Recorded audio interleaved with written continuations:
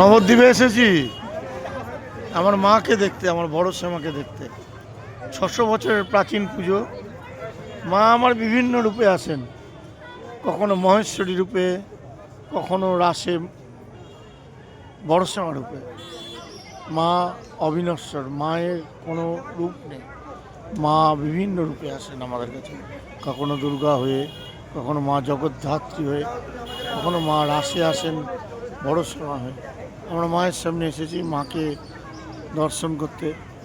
600 বছরের প্রাচীন পুজো। আমাদের গামবাঙ্গার কয়েকটি প্রাচীনতম পুজোর মধ্যে এটি একটি বড় শ্যামা।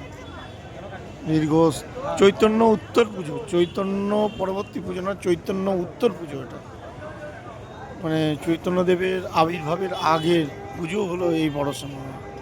উত্তর মানে কিন্তু পরে, সরি, পূর্ব, চৈতন্য পূর্ব পুজো। সরি, আমি বললাম, মানে আমার বলার মধ্যে একটু ত্রুটি ছিল, ভুলই হয়েছে।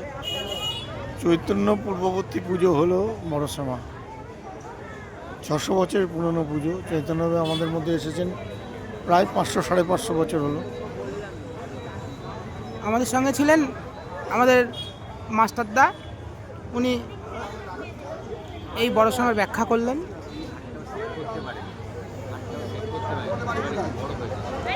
নবদ্বীপের রাস।